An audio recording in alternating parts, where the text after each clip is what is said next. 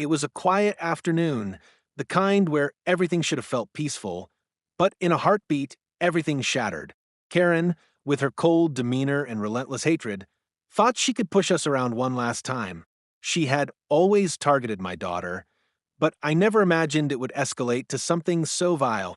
In the blink of an eye, my disabled daughter was lying on the playground, her innocent joy torn away by a knife she never saw coming. The blood spread faster than my thoughts could process, and all I could hear was the echo of that sharp, unrelenting attack. But what Karen didn't know was that I wasn't just another parent. I wasn't someone she could intimidate or push aside. I was a detective trained to see through the lies, to seek justice no matter what it took. This was more than just a crime, it was personal. And as I stood over my daughter, fighting to keep my emotions in check, one thing was clear. I would make sure Karen faced the consequences of her actions, no matter what it took. She had made a terrible mistake, and it would be the last one she ever made. Life in our neighborhood used to be simple. I had my family, my job, and the usual challenges that came with being a parent to a disabled child. My daughter, Lily, was everything to me. She was bright, full of life, and always determined to push past her physical limitations. But life in our community was far from ideal, especially with the HOA Karen that we had to deal with.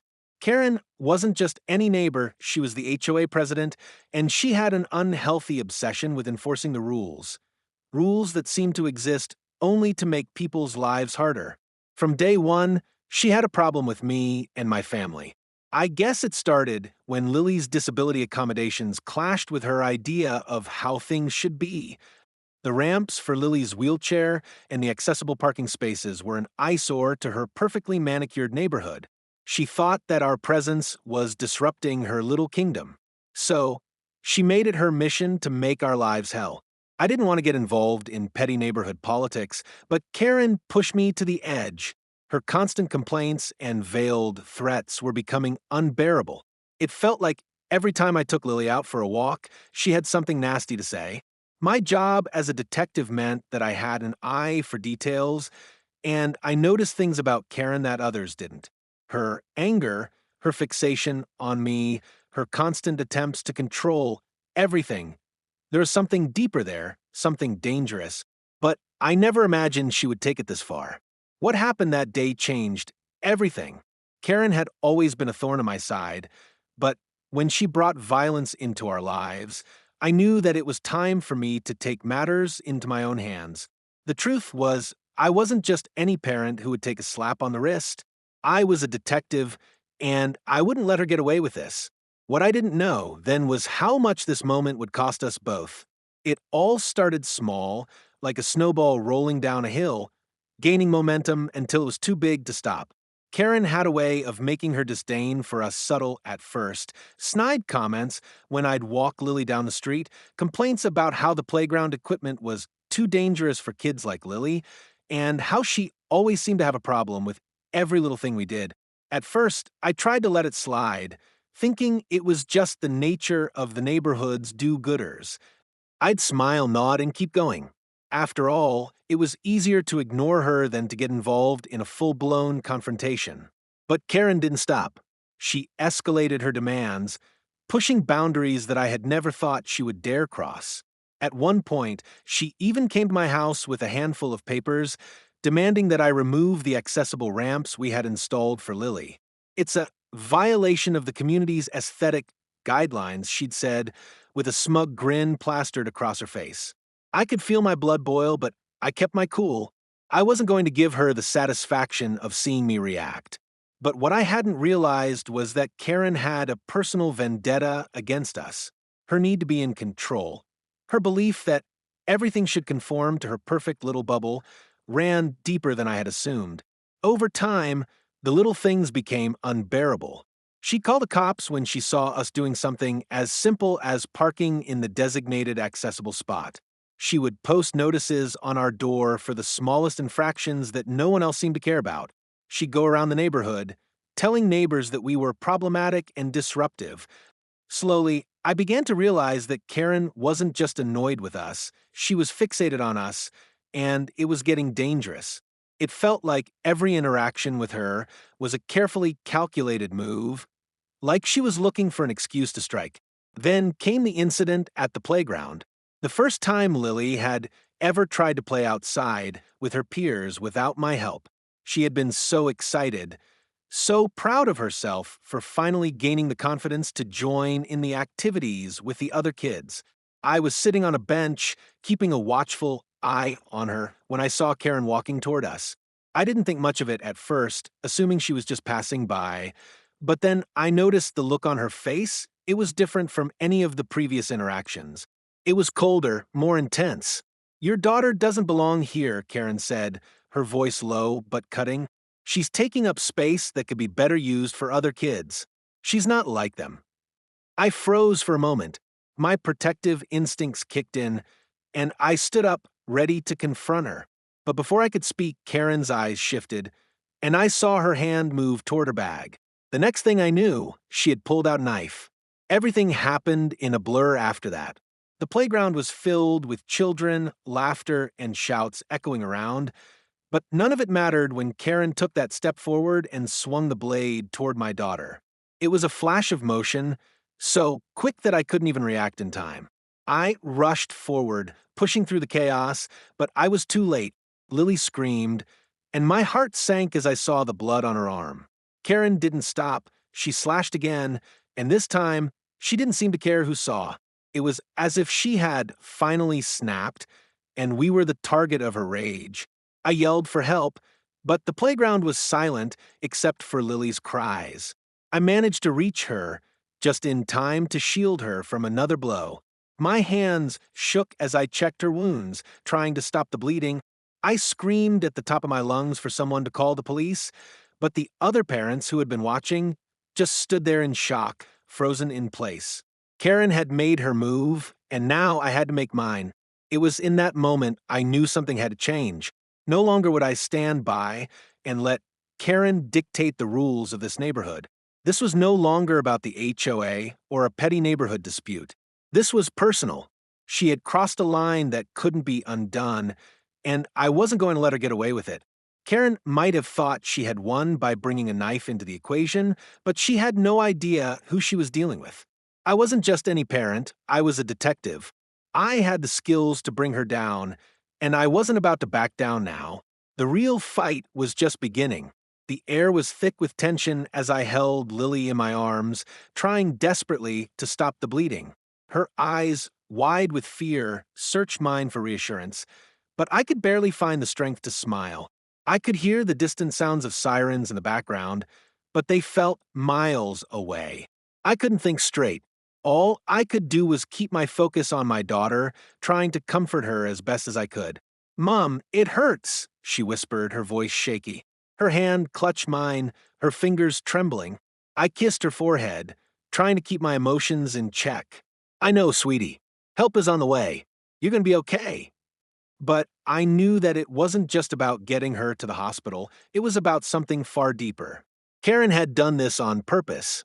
She had waited for the perfect moment, knowing she could strike without fear of consequences. She had gone from being a nuisance to being a dangerous, violent threat. And now I had to make sure she paid for it. As the paramedics arrived and took over, I could barely bring myself to leave Lily's side. The only thing that kept me going was the fire burning inside me. This wasn't just a random act of violence. It was a calculated move by someone who had spent months, maybe even years, trying to break me and my family. But Karen had underestimated the one thing she never saw coming: the fact that I wasn't just a parent on the edge of losing everything. I was a detective, and I was going to find every piece of evidence I needed to take her down. I knew the police would be involved, but I couldn't rely on them alone. They had always been too lenient with Karen. The justice system, I'd learned the hard way, wasn't always quick to act when it came to people like her. Karen was too influential, too connected. She had a way of talking herself out of trouble, of turning the tables to make herself appear like the victim. But this time, I wouldn't let her. I was going to take matters into my own hands. The next few days were a blur. Lily was in and out of surgery, and I was by her side every step of the way. I could see the pain in her eyes, and it broke me every time she asked why someone would hurt her. As much as I wanted to shield her from the truth, I knew I couldn't. The world wasn't always kind, and Karen's actions had shattered the illusion of safety I'd tried to build around us. But I also knew something else. Karen had made a grave mistake. As Lily rested, I began my own investigation. I didn't wait for the police to tell me what they were doing. I didn't trust them to handle this the way it needed to be handled. I started to piece together every moment I had spent in this neighborhood, every interaction with Karen, every little clue that might give me an edge. It wasn't just about finding the weapon or witnesses, it was about uncovering Karen's history, her motives, and her weaknesses. I visited the playground again, the place where it all started. The swings were still swaying slightly in the breeze, the sand underfoot undisturbed.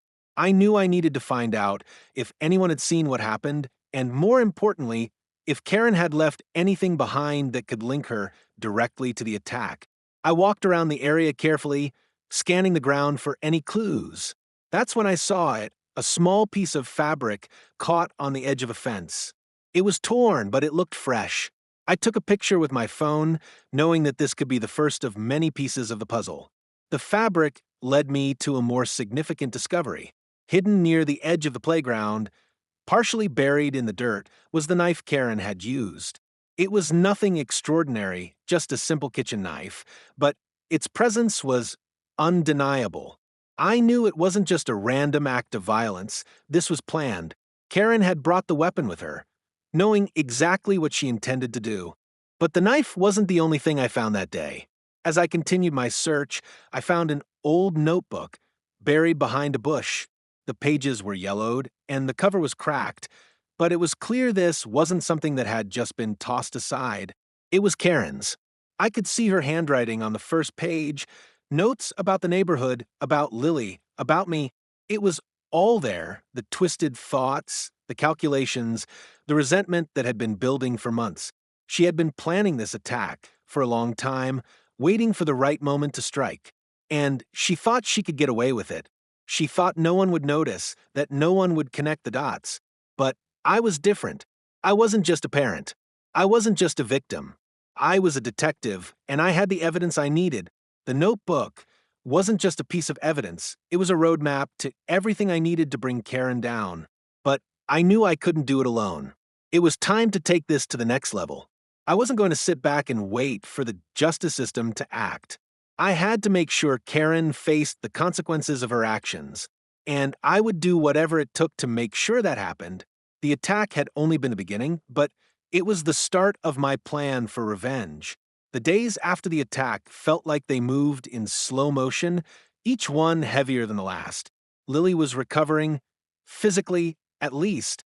The doctors assured me that she would heal, but I knew it wasn't just her body that needed mending.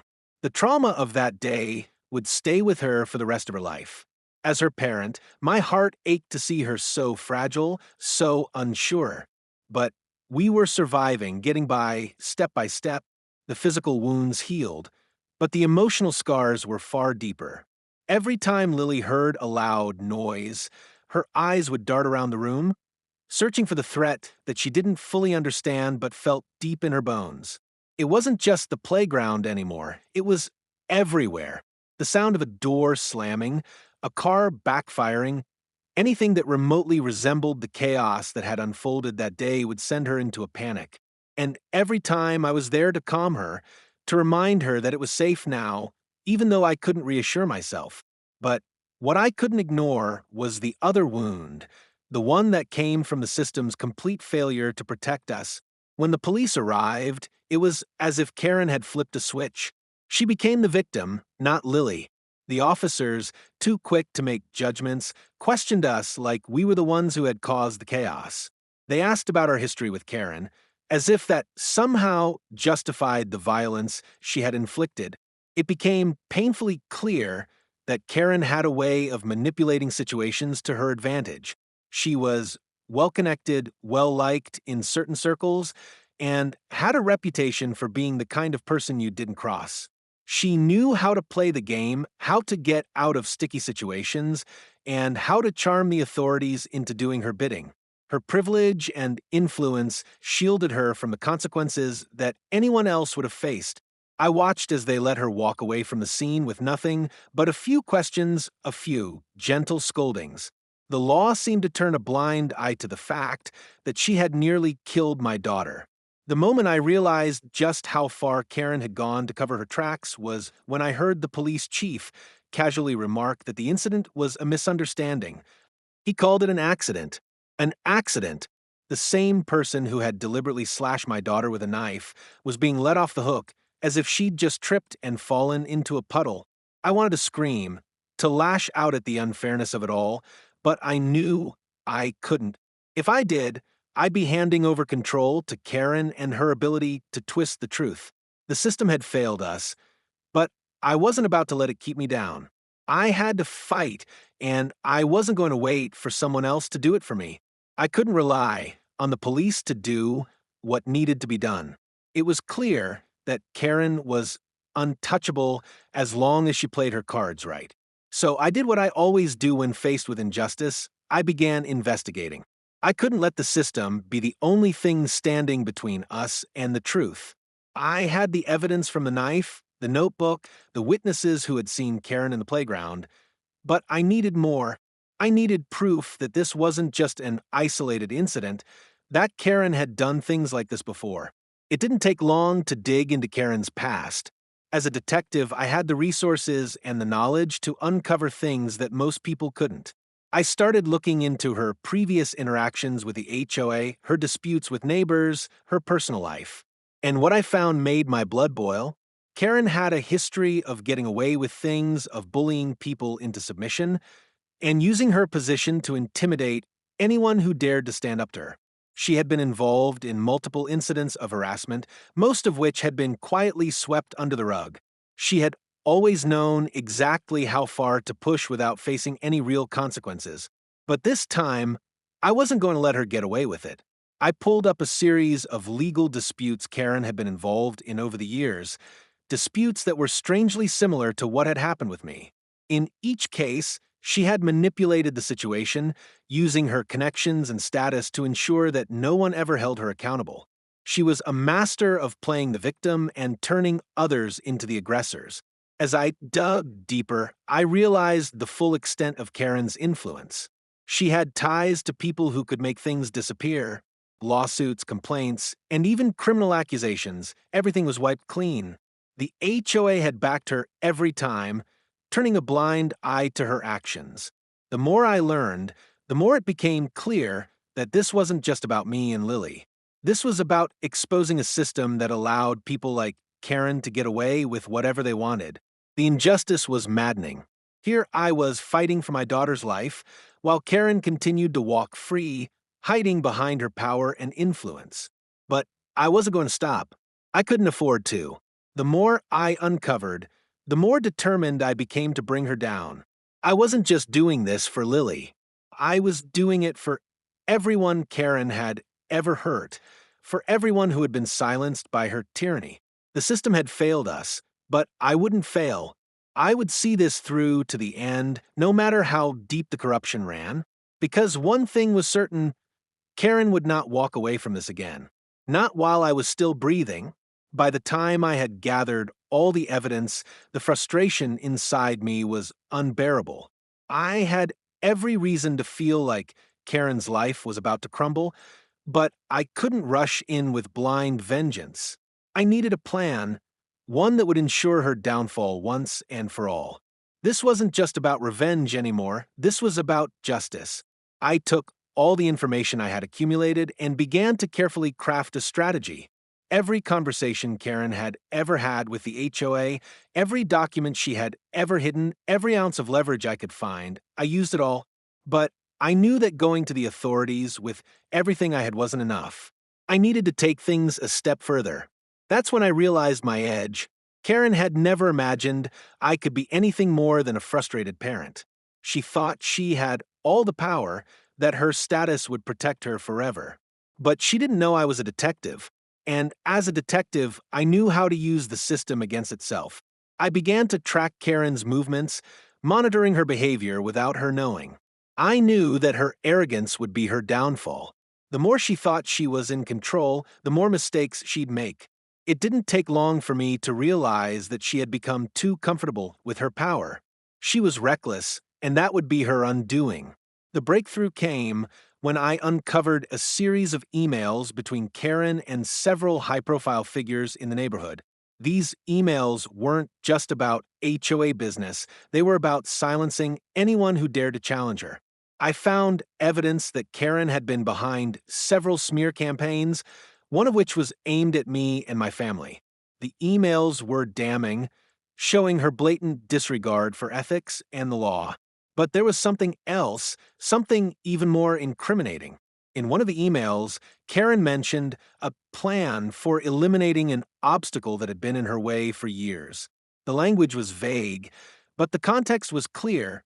She had been planning something far more sinister than just harassing a few neighbors. The plan was designed to destroy anyone who threatened her power. The email wasn't just a piece of evidence, it was the proof I needed to expose Karen for who she truly was. But I couldn't just hand this over to the police. Karen was far too connected, and she knew how to spin any situation to her advantage. I had to be smarter. I decided to reach out to a journalist I knew, someone who had experience investigating powerful figures like Karen. It was risky, but I needed the public to know what kind of person Karen really was. I couldn't let her hide behind her reputation any longer. I met with the journalist in secret, showing him everything I had uncovered, every email, every document, every bit of information that painted a picture of Karen's manipulative, dangerous behavior. The journalist was shocked, but he was also impressed by the depth of my investigation. He agreed to help me expose her. We needed to get this story out into the open to show the world what Karen had been hiding. The truth had to come to light no matter how much she tried to bury it. The next few weeks were a whirlwind of preparation. The journalist worked tirelessly to write the article while I coordinated with some of the neighbors who had been affected by Karen's actions. We had to make sure that when the story broke, it would hit her hard. No stone would be left unturned. But even as I prepared to take Karen down, I couldn't shake the feeling that I was being watched. I'd become so focused on her, so consumed by the need for justice, that I hadn't considered the possibility that she might be keeping tabs on me. I had underestimated her arrogance. One night, as I was leaving my office after a long day of finalizing everything, I saw Karen's car parked across the street. My heart skipped a beat. She was too close. She had found out what I was doing. But that was just another mistake on her part. She didn't realize that I was one step ahead. I had planted a tracker on her car weeks ago, anticipating this moment. The twist was that while she thought she was keeping an eye on me, I was watching her every move. I'd known for days that she was aware something was coming. Now it was time to let her believe she still had control, while I prepared to strike the final blow. The twist was simple. Karen would never see it coming. She thought she could manipulate everyone around her, but she had underestimated me. She would fall, and when she did, it would be because I had outsmarted her at her own game. The moment of truth was approaching. The night before the story was set to break, I sat in my office, feeling a quiet sense of anticipation. Everything was in place. The journalist had the story ready. The evidence was irrefutable. All we needed was for Karen to make one more move. I had spent weeks carefully setting up this moment, and I knew it was time for her to face the consequences of her actions. I kept my eyes on the clock, knowing that at midnight, the article would go live. But as the hours ticked by, I couldn't shake the feeling that something was off. My instincts told me that Karen wouldn't go down without a fight. Sure enough, the moment I stepped out of my office to take a breath of air, I saw her again. Her car was parked across the street, just as it had been the night before. I felt a chill run down my spine. She was waiting for me. I didn't have time to waste. I couldn't afford to let her interfere with the plan now. I quickly checked the location on my phone, and then, without hesitating, I walked straight toward her vehicle. I was going to confront her, not just as a parent, but as a detective who had finally unraveled her twisted web. As I approached the car, Karen rolled down her window with a smirk as if she were the one in control. "I know what you've been doing," she said, her voice dripping with venom. "You think you've won, but you're playing a dangerous game." I didn't flinch. "You've underestimated me, Karen. This is over." Her smile faltered slightly, but she quickly recovered. "You'll regret this," she warned, but there was an air of uncertainty in her tone, a flicker of fear that she tried to hide. The truth was, she had been scared all along. She was just too proud to admit it. She thought she could bury the past, manipulate the system, but I had exposed her for who she was: a bully, a liar, and a criminal. Before she could say another word, my phone buzzed. The article had gone live. I could see her eyes flicker to her phone as she read the first few lines of the story. The look on her face said it all. The walls were closing in. She tried to hold on to her power, her control, but it was slipping away faster than she could react. I didn't waste another moment. I walked away, knowing that this was it. The world would finally know the truth. The connections she had built, the people she had manipulated, all of it was about to crumble. Her reputation, the one she had so carefully crafted, was shattered in an instant. And then came the fallout. Almost immediately, the HOA was forced to investigate. Neighbors who had been too afraid to speak up finally came forward with their own stories of Karen's behavior, stories of manipulation, lies, and intimidation. The pressure was too much for her. The legal system that had failed me before was finally turning its wheels, and Karen found herself cornered. She didn't see it coming. She thought she had played the game perfectly, but I had outsmarted her. The final blow wasn't just the public exposure. It was the realization that all her power had been stripped away. She was no longer the queen of the neighborhood. She was just another criminal facing the consequences of her actions. As the investigation unfolded, it became clear that Karen's reign was over. Her influence had crumbled, and her past was now exposed for the world to see. Her downfall wasn't just a victory for me, it was a victory for everyone who had ever been bullied, manipulated, or hurt by someone like her. It was over. The last chapter had been written, and Karen's story had come to a devastating, irreversible end. And as for me, I stood victorious, knowing that no matter how much power someone thought they had, the truth would always win in the end. The dust had settled, but the victory was still sweet. Karen's once unshakable influence was now nothing more than a distant memory. Her name had become synonymous with disgrace, and the very people who once bowed to her power now turned their backs. The community that had been terrified of her rule began to heal. It was as if a dark cloud had been lifted, and for the first time in years, people could breathe freely again. No longer would anyone be afraid to speak out against her. As for me, I stood by my daughter's side, watching her slowly regain the confidence she'd lost. The scars, both physical and emotional, would take time to heal, but we were stronger for it. Lily's laughter once again filled the house, and I saw a spark in her eyes that had been missing for far too long. She was no longer the child who feared the world. She was the one who had fought back. The justice we had fought for was not just about retribution. It was about ensuring that no one else would suffer at the hands of people like Karen. The lesson was clear. Power might seem invincible, but truth and courage can tear it down. No matter how deep the corruption runs, the truth will always find a way to surface. And as the final pieces of Karen's empire crumbled, I couldn't help but feel a sense of relief. I had done what I set out to do, not just for my family, but for everyone who had ever been a victim of someone who thought they were untouchable. I had proven that even the most powerful people could be taken down. The world had been reminded that no one is above the law. I smiled at Lily, and for the first time in what felt like forever, everything felt right. It was over, and the truth had triumphed. Before you go, don't forget to hit that subscribe button for more powerful stories like this. The fight for justice is never over, and we're just getting started.